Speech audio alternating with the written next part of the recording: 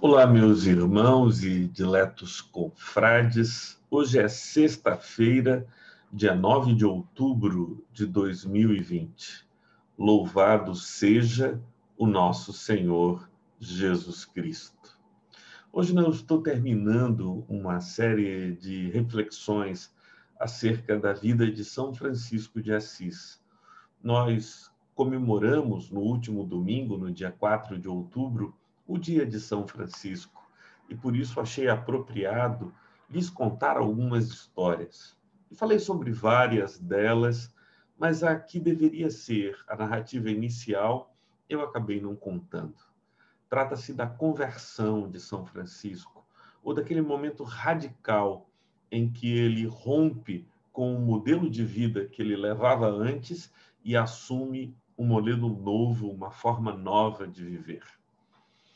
Francisco compreendeu, refletindo, meditando ou sendo tocado eficazmente pelo Espírito Santo, que o modelo de vida que os seus pais levavam, que os seus amigos levavam e que ele mesmo levava até aquele momento, já não fazia nenhum sentido.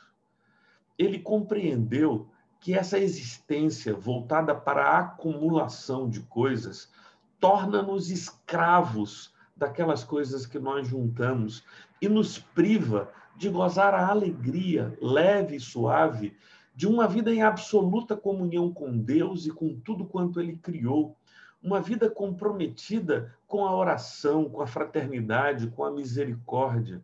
E a grande verdade é que a maioria de nós passa toda a vida tentando juntar aquilo que não vai aproveitar, que não vai desfrutar. E enquanto corremos para acumular coisas, cada dia uma pétala da nossa existência cai e nós deixamos de fruir todo o bem, toda a vantagem que o Senhor nos concede em comunhão com Ele e em comunhão com o nosso próximo. Foi por causa desta compreensão que um dia Francisco se levantou e começou a doar as coisas que seriam a sua herança após a morte de seu pai. E o seu pai ficou revoltado porque ele era um homem que havia adquirido poder e prestígio por causa da sua riqueza. O que seria ele sem todo aquele patrimônio? E vendo seu filho mais velho, seu primogênito, doando, entregando tudo, ele ficou desesperado e percebendo que as motivações de Francisco eram motivações espirituais, então ele o arrasta até a presença do bispo de Assis e na frente da catedral de Assis ele denuncia seu filho, dizendo que ele estava sendo irresponsável, e Francisco começa a recitar na presença do bispo que o Evangelho nos convidava a não ter tesouros nesse mundo, mas fazer tesouros nos céus, e que nós deveríamos viver leves como os pássaros, que não colhem nem ajuntam em celeiros, e Deus proveria tudo quanto fosse necessário, como os lírios do campo, que não tecem nem costuram, mas nem mesmo Salomão, em toda a sua glória, se vestiu como qualquer deles. E o bispo, ouvindo aquelas palavras de Francisco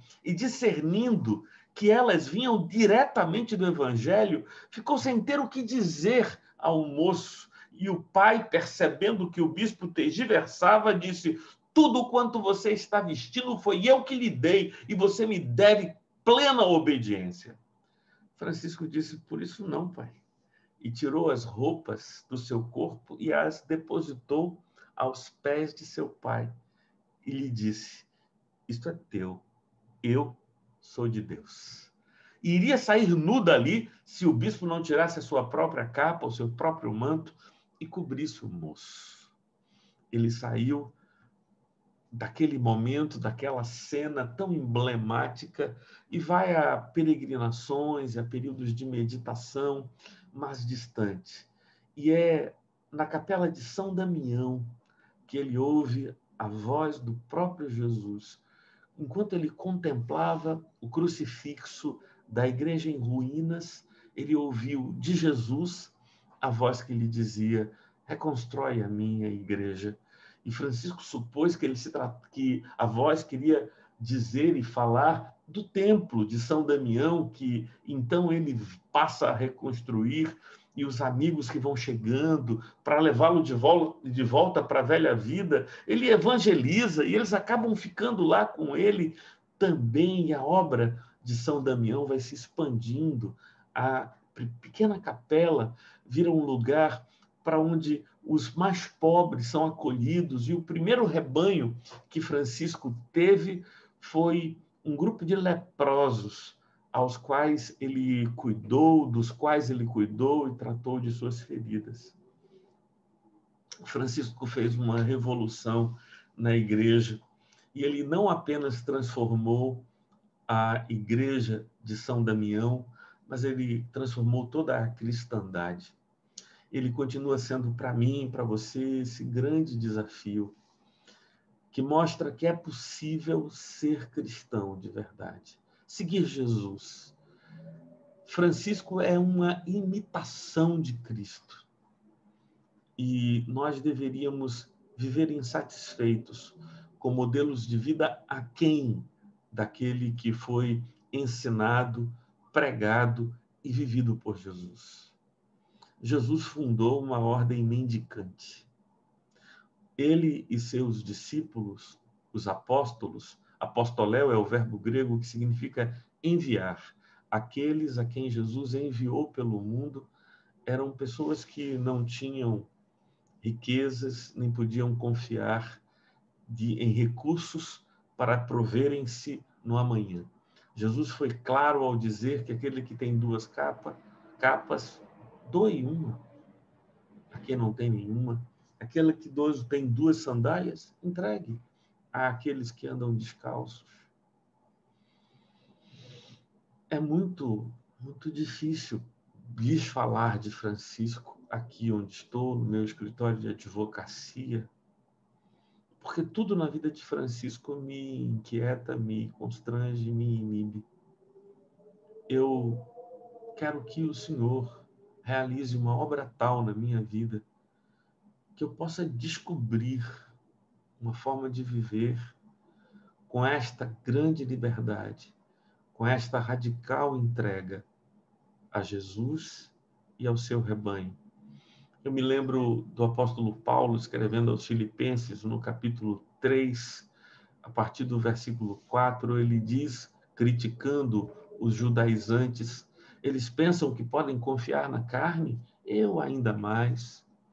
Porque eu fui circuncidado ao 8º dia, sou da linhagem de Israel, da tribo de Benjamim, hebreu de hebreus, segundo a lei, fariseu, e de acordo com o zelo que há na lei, me tornei perseguidor da igreja. E era irrepreensível à luz da justiça que há na lei. Mas tudo aquilo que para mim era lucro, reputei por perda. Aquilo que para mim dava sentido, conferia dignidade à minha vida, manifestou sua profunda vacuidade. Isso não vale nada. E ele diz que é menos do que nada, é refúgio, é esterco, é lixo. Diante da sublimidade do conhecimento de Cristo Jesus. Francisco descobriu isso, aquilo que Paulo havia vivenciado. E eu e você precisamos tomar esse mesmo sentimento e nos conformarmos com Cristo em seus sofrimentos. Aquilo que se manifesta nos estigmas de Francisco, as dores de Cristo no corpo, mas não só no corpo, no coração também. Nos solidarizando com Cristo na sua morte, para experimentarmos de algum modo também da sua ressurreição, esquecendo-nos das coisas que ficam para trás e avançando para aquelas que diante de nós estão. Busquemos conquistar aquilo para o que também já fomos conquistados. O nosso alvo da soberana vocação de Deus em Cristo Jesus. Paz e bem, queridos irmãos.